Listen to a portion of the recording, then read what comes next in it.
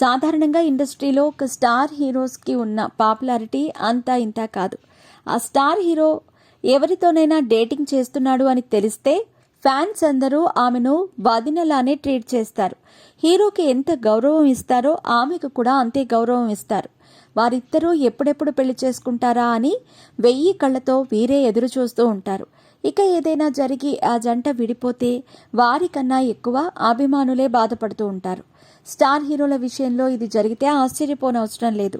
అయితే ఇదంతా ఒక కమెడియన్గా కెరీర్ మొదలుపెట్టిన హీరోగా మారిన సుడిగాలి సుధీర్ లైఫ్లో కూడా జరుగుతోంది. జబర్దస్త్ ద్వారా కెరీర్ని మొదలుపెట్టిన సుధీర్ అంచెలంచెలుగా ఎదుగుతూ వచ్చాడు. వేణు వండర్స్ టీంలో కంటెస్టెంట్గా సుధీర్ వచ్చాడు. ఇక కొన్ని ఎపిసోడ్స్ తర్వాత సుధీర్కు యాంకర్ రష్మికి లవ్ ట్రాక్ పెట్టారు. అప్పటి నుంచి ఇప్పటి వరకు ఈ లవ్ ట్రాక్ నడుస్తూనే ఉంది. వీరిద్దరూ ఎప్పుడు కనిపించినా వీరి కళ్లల్లో ఆ ప్రేమ కనిపిస్తూనే ఉంటుంది. అయితే తామెప్పుడూ బయట ప్రేమించుకోలేదని, ఈ లవ్ ట్రాక్ కేవలం ఫ్యాన్స్ని ఆనందపరచడానికి మాత్రమే అని వారిద్దరూ ఎన్నోసార్లు క్లారిటీ ఇచ్చారు. అయినా కూడా ఫ్యాన్స్ మాత్రం వీరిద్దరూ పెళ్లి చేసుకుంటారనే చెప్పుకొస్తున్నారు. ఇక ప్రస్తుతం సుధీర్, రష్మి ఎవరి కెరీర్లో వాళ్ళు బిజీగా ఉన్నారు.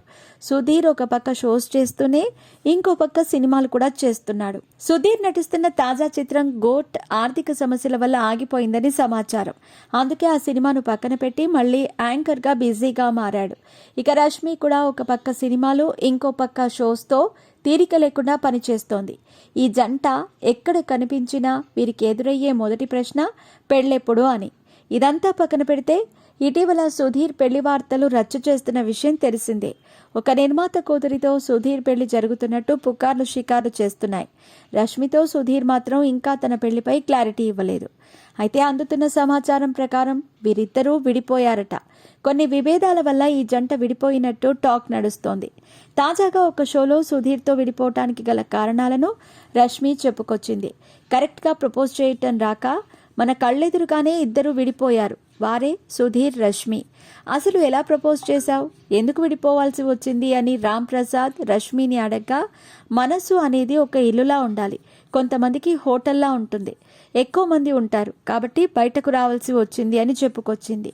అయితే ఈ మాట రష్మి సరదా కన్నదో స్కిట్ పరంగా అన్నదో అని తెలియదు, కానీ ఈ జంట విడిపోకుండా చూడు దేవుడా అని అభిమానులు మాత్రం గట్టిగానే ప్రార్థిస్తున్నారు. మరి వీరిద్దరి పెళ్లి వచ్చే ఏడాదైనా అవుతుందా లేదా అనేది చూడాలి.